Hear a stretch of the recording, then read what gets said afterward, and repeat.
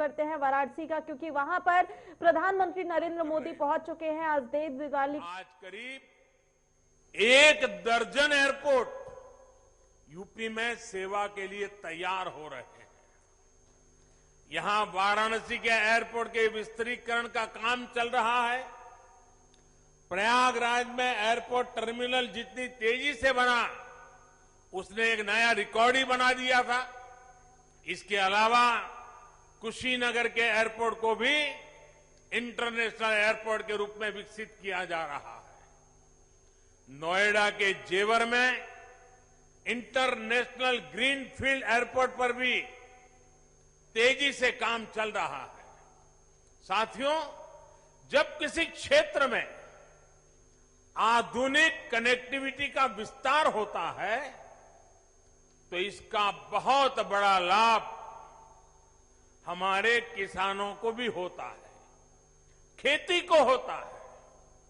बीते वर्षों में निरंतर ये प्रयास हुआ है कि गांवों में आधुनिक सड़कों के साथ साथ भंडारण की, कोल्ड स्टोरेज की आधुनिक व्यवस्थाएं खड़ी की जाए।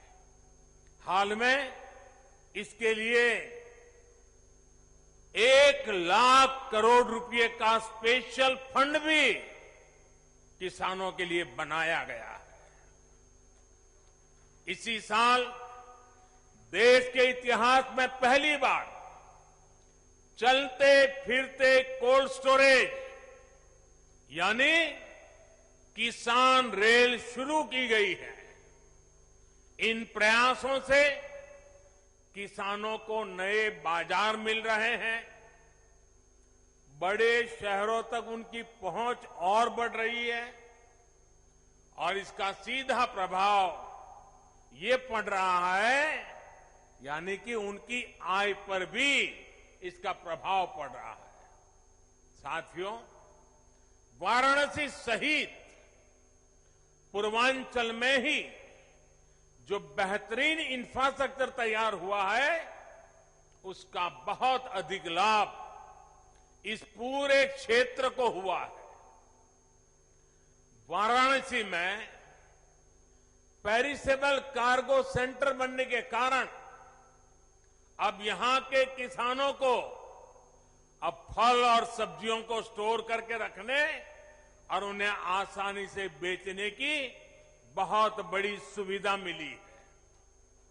इस स्टोरेज कैपेसिटी के कारण पहली बार यहां के किसानों की उपज बड़ी मात्रा में विदेशों में निर्यात हो रही है। आज बनारस का लंगड़ा और बनारस की दशहरी आम लंदन और मिडल ईस्ट में अपनी खुशबू बिखेर रहा है।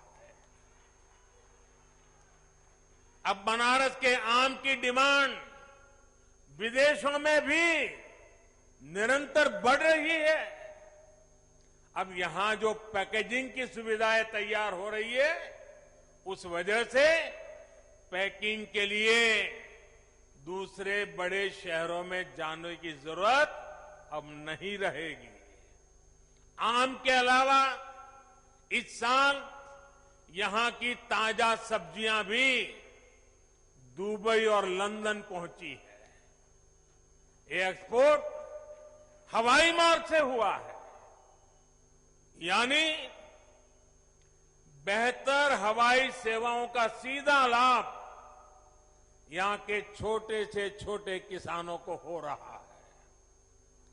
गंगा जी पर जो देश का पहला इनलैंड वाटरवे है,